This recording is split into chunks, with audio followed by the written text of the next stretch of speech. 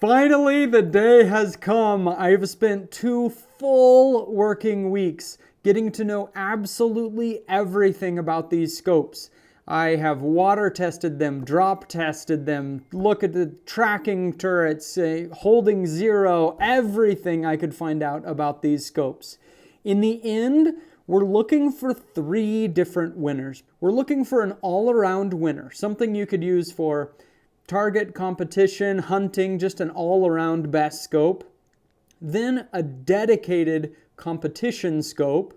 We're also looking for one like no frills, capped turret, super lightweight hunting scope. So those are the 3 categories. Let's see who wins. So one thing I found interesting is how many of these companies are marketing their products as being fully waterproof. You know, as hunters, as shooters, we are out in bad conditions all the time. I don't know if I would go so far as saying it was necessary to like drown them in water to know, but I do need to know if they can take a nice rain. Just kidding. Of course, we're gonna see if they can take a full soak.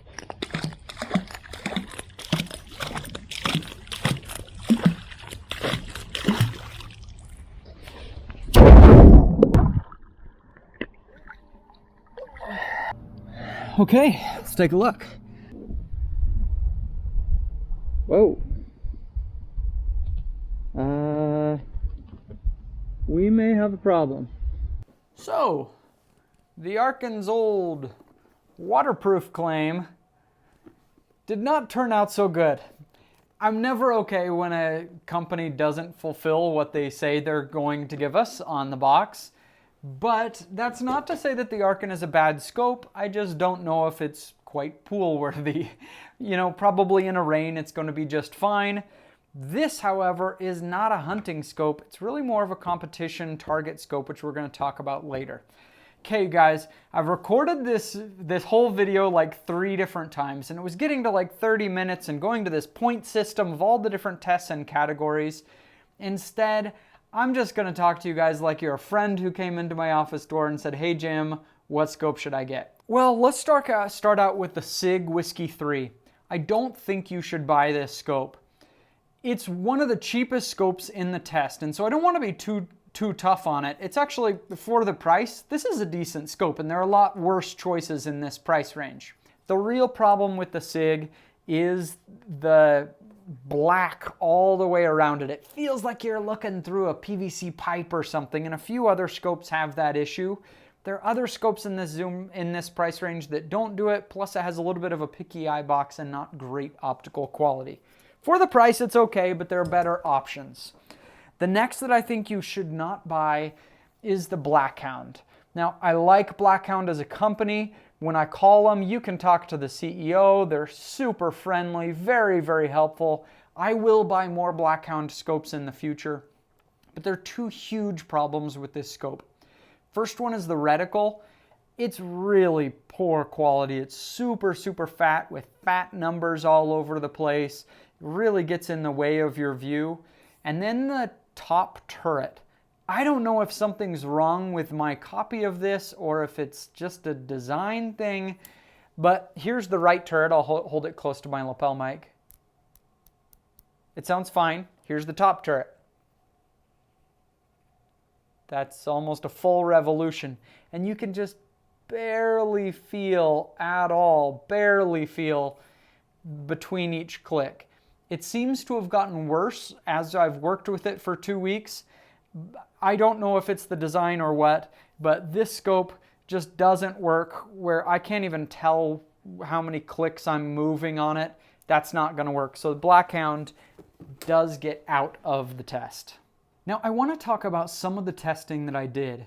Tracking was an interesting test. What I did is I spent 2 full days, 8-hour days in my pasture with a target set up, and I tested these like crazy up to 40 MOA. We'll do the tall target test, the box test, everything, trying to make sure they would return to 0, track perfectly.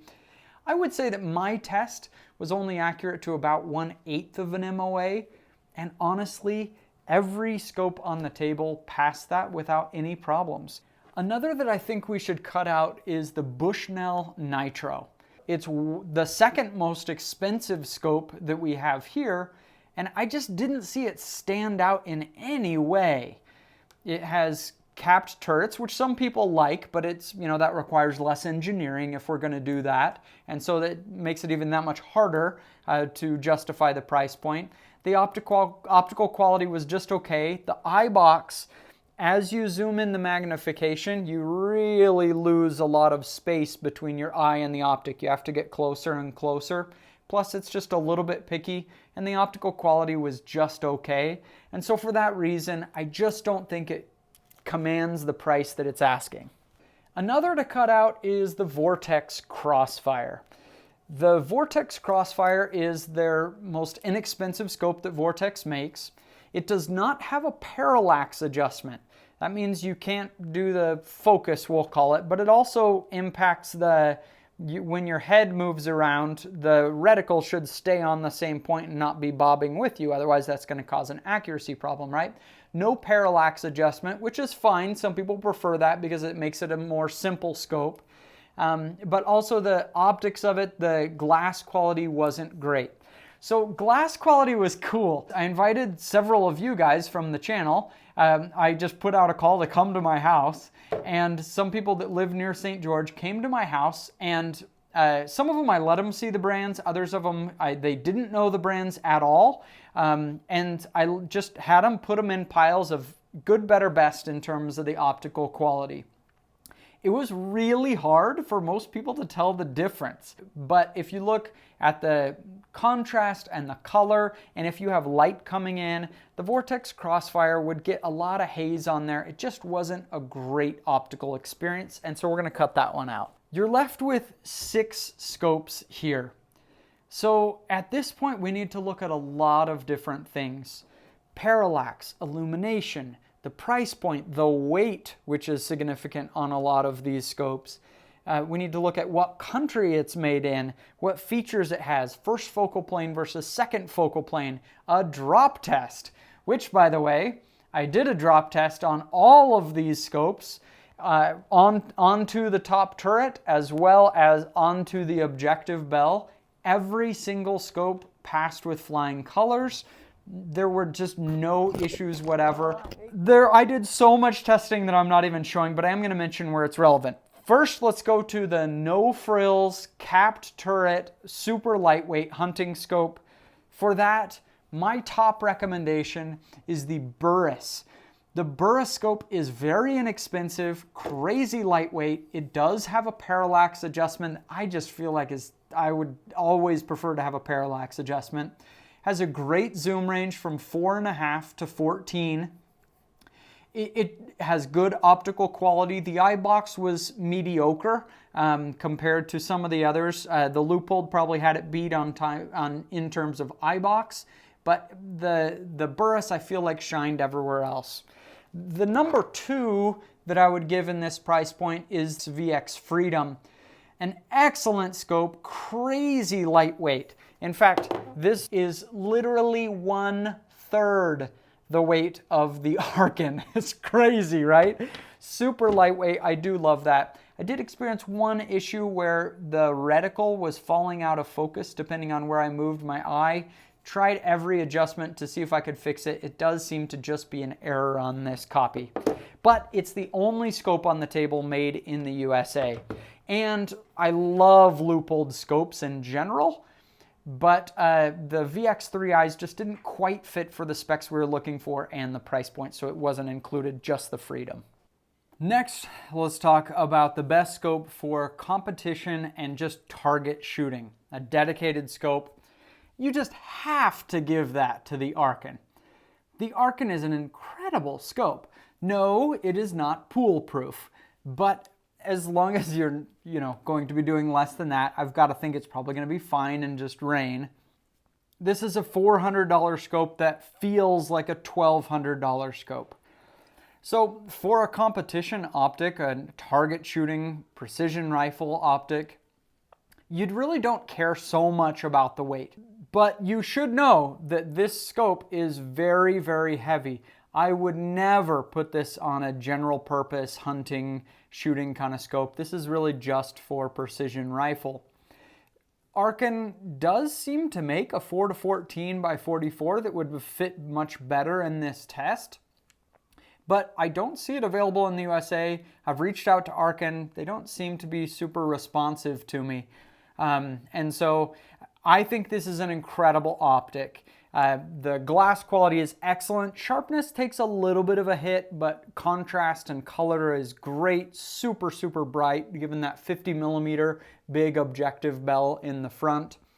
And the turrets just feel, oh, so good. You can see your revolutions. By far, if you're looking for a precision scope, it's the Arken. We're down to 3 scopes, and we're trying to decide what is just the best all-around scope under $500. For hunting, for target shooting, just the best all-around scope. To me, it's between the Athlon, the Vortex Diamondback, and the Primary Arms. Each of them have some good things, but let's see if we can whittle it down. So the Athlon and the Primary Arms, one major knock on them is they both only come in mil reticles. They do not have an MOA version. I've surveyed you guys about this, and I know the vast majority of you prefer MOA, and so you should be aware of that if that's an important factor for you. If you like mil or don't care, then there's that. Also, these 2 scopes have illumination, and the Vortex Diamondback does not. Another interesting feature is on the Primary Arms. It has these turrets that will come up to lock and unlock. I love that. A lot of the much higher end scopes like I have that, and it's just great so you don't worry about bumping it. I don't think it's really a benefit in this application because they've just made it so easy. I mean, you can barely breathe on that thing and the turret is coming up and getting loose. This one is also a 50mm objective bell, and the other 2 scopes are both 44. That means this part of the lens, how big it is, how much light it's bringing in. So I did do low light testing on all of these scopes, obviously. And to be honest, I was surprised at how little of a difference it actually made. I woke up early to go outside and just watch as the sun came up, looking through all these scopes. You maybe get 3 or 4 extra minutes of light if you go to a 50mm bell over a 44. And the brightness of the optic just in general, it's a very slight difference. For me, for an all-around scope, it's going to make me biased toward that 44 just because we save a lot of weight and size. And so that is another factor to consider. The Primary Arms and the Athlon both had slightly pickier eye boxes than the Vortex for sure. You definitely noticed it. I would also say that the optical quality of these 2 was not quite up to the standard of the Vortex. The Primary Arms has a wider zoom range from 3 to 18, and whenever you go to those mega zooms, it's harder to get perfect, but they both did, especially with a little bit of corner sharpness and that contrast really tended to suffer a little bit. If you would look in the description and click on those affiliate links, even if you're not necessarily buying today, it really helps the channel. I mean, YouTube maybe is going to pay me $50 for making this video, depending on how many views it gets. There's just no way I could do this kind of thing if people aren't nice enough to use the affiliate links. Overall, I believe the best scope under $500 is the Vortex Diamondback Tactical. It's just a really good all-around scope. I've tried everything on this scope. Before I declared a winner, I really wanted to know. I mean, I mounted this up on a rifle, bounced this thing around on a truck, make sure it could hold 0, everything. I've spent 2 weeks just torture testing every one of these scopes. And just in every test, this scope just performs really well. There could be some reasons if you're looking for specific features to go to one of these other scopes, but I do believe this is the best scope under $500.